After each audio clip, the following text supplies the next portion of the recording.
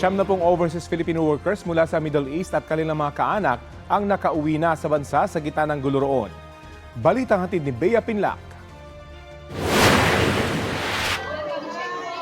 Bakas sa mukha ng mga OFW ang saya ng makauwi sa Pilipinas kagabi matapos maipit sa nagpapatuloy na kaguluhan sa Middle East. 70 OFW kasama ang mga kaanak nila ang dumating sa NAIA Terminal 3 mag-aalas 10 kagabi sakay ng eroplanong galing sa United Arab Emirates. Ang iba sa kanila mula Bahrain at Saudi Arabia. 33 sa mga nakauwing Pilipino ang kusang nagpa-repatriate sa gobyerno. Most of them are still employed.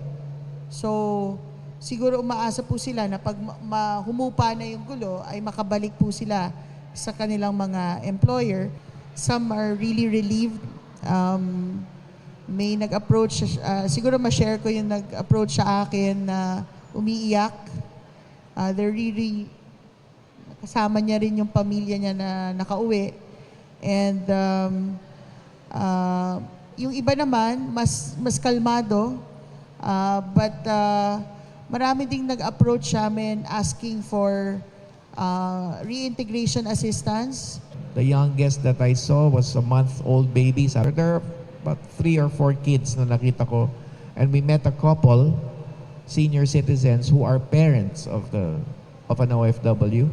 So yun, counted yung dalawang yun as dependents. Sa datos ng DMW, mahigit 400 OFW na at dependents nila ang nakauwi sa Pilipinas galing Middle East simula noong March 5.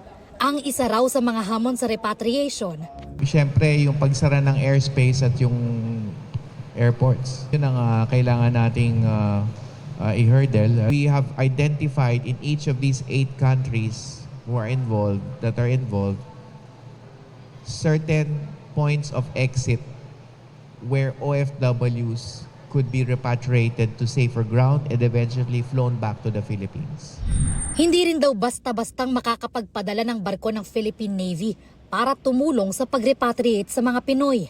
It takes longer to journey by sea, that's one. And then yung second nga, it's not advisable at this stage to have a presence of another military vehicle or ship. Another military presence from another country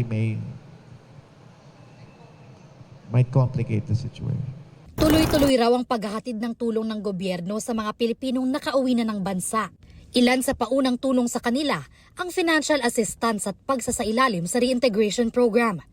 We have already sent rapid response teams or people on the ground in critical areas to set up logistics. Inaasahan daw na mas marami pang OFW ang magpaparepatriate sa gobyerno. Samantala, 11 Pilipino naman ang nakalikas na mula Iran papuntang Turkiye sa gitna ng gulo. Nakatakda silang bumalik sa Pilipinas sa mga susunod na araw. Bea Pinlac, nagbabalita para sa GMA Integrated News.